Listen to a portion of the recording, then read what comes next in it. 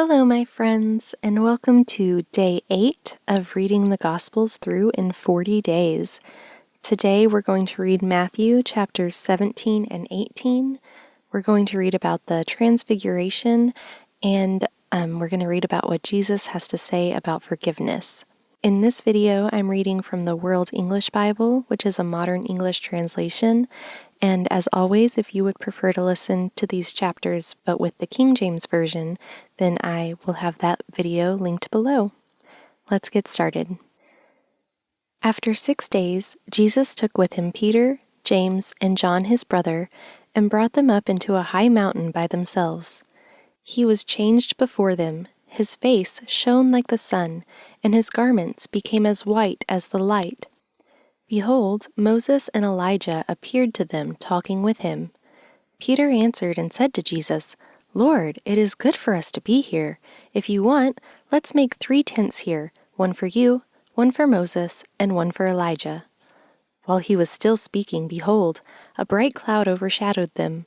Behold, a voice came out of the cloud, saying, "This is my beloved Son, in whom I am well pleased. Listen to him." When the disciples heard it, they fell on their faces and were very afraid. Jesus came and touched them and said, "Get up and don't be afraid." Lifting up their eyes, they saw no one except Jesus alone. As they were coming down from the mountain, Jesus commanded them, saying, "Don't tell anyone what you saw until the Son of Man has risen from the dead." His disciples asked him, saying, "Then why do the scribes say that Elijah must come first?" Jesus answered them, "Elijah indeed comes first and will restore all things. But I tell you that Elijah has come already, and they didn't recognize him, but did to him whatever they wanted to. Even so the Son of Man will also suffer by them." Then the disciples understood that he spoke to them of John the Baptizer. When they came to the multitude, a man came to him, kneeling down to him and saying, "Lord, have mercy on my son, for he is epileptic and suffers grievously. For he often falls into the fire and often into the water. So I brought him to your disciples, and they could not cure him." Jesus answered, "Faithless and perverse generation, how long will I be with you? How long will I bear with you? Bring him here to me." Jesus rebuked the demon, and it went out of him, and the boy was cured from that hour. Then the disciples came to Jesus privately and said, "Why weren't we able to cast it out?" He said to them, "Because of your unbelief. For most certainly I tell you, if you have faith as the grain of a mustard seed, you will tell this mountain, 'Move from here to there,' and it will move, and nothing will be impossible for you. But this kind doesn't go out except by prayer and fasting." While they were staying in Galilee, Jesus said to them, "The Son of Man is about to be delivered up into the hands of men, and they will kill him, and the 3rd day he will be raised up." They were exceedingly sorry. When they had come to Capernaum, those who collected the didrachma coins came to Peter and said, "Doesn't your teacher pay the didrachma?" He said, "Yes." When he came into the house, Jesus anticipated him, saying, "What do you think, Simon? From whom do the kings of the earth receive toll or tribute? From their children or from strangers?" Peter said to him, "From strangers." Jesus said to him, "Therefore the children are exempt. But lest we cause them to stumble, go to the sea, cast a hook, and take up the first fish that comes up. When you have opened its mouth, you will find a stater coin. Take that and give it to them for me and you."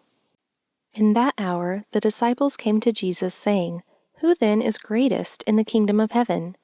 Jesus called a little child to himself, and set him in the middle of them, and said, "Most certainly I tell you, unless you turn and become as little children, you will in no way enter into the kingdom of heaven. Whoever therefore humbles himself as this little child is the greatest in the kingdom of heaven. Whoever receives one such little child in my name receives me. But whoever causes one of these little ones who believe in me to stumble, it would be better for him if a huge millstone were hung around his neck and that he were sunk into the depths of the sea.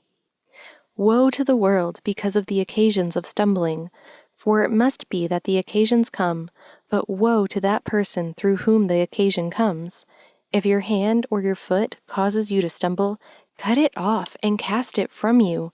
It is better for you to enter into life maimed or crippled, rather than having 2 hands or 2 feet to be cast into the eternal fire.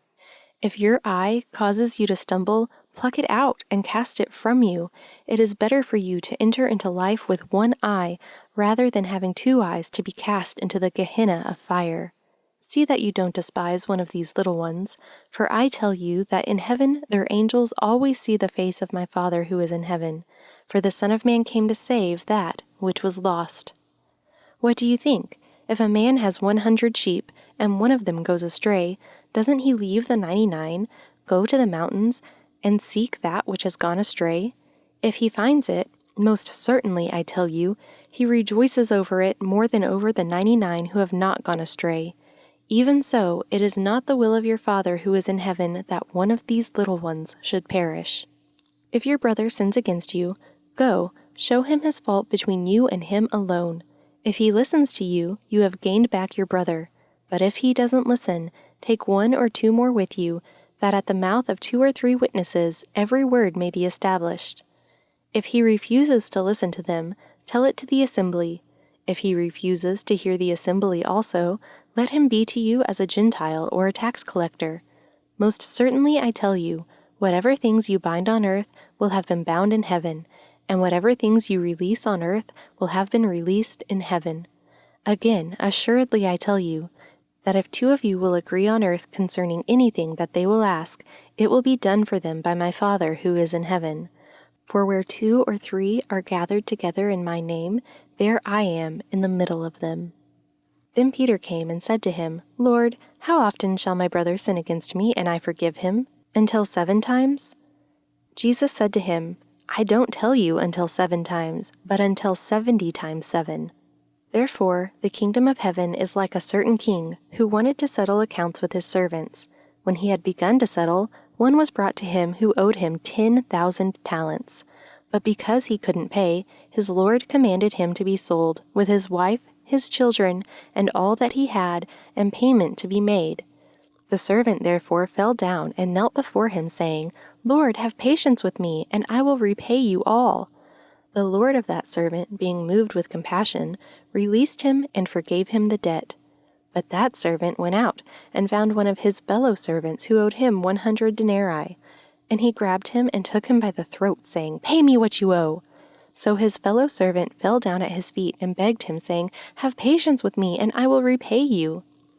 He would not, but went and cast him into prison until he should pay back that which was due. So when his fellow servants saw what was done, they were exceedingly sorry, and came and told their lord all that was done. Then his lord called him in and said to him, You wicked servant, I forgave you all that debt because you begged me. Shouldn't you also have had mercy on your fellow servant, even as I had mercy on you? His lord was angry, and delivered him to the tormentors until he should pay all that was due to him. So my heavenly Father will also do to you, if you don't each forgive your brother from your hearts for his misdeeds. Thank you again for joining me on this reading journey through the Gospels. Again, that was day 8. I look forward to seeing you back here tomorrow for day 9. We're going to continue reading in Matthew. Don't forget to subscribe and hit the notification bell so that you're always notified whenever there's new videos posted. And also, I have merch now, so if you want to support this channel, then you can click the link in the description and you can check out some of that merch. And if you're not interested in supporting this channel, or you're just not interested in the merch, that's also fine. No worries, and I will see you back here tomorrow.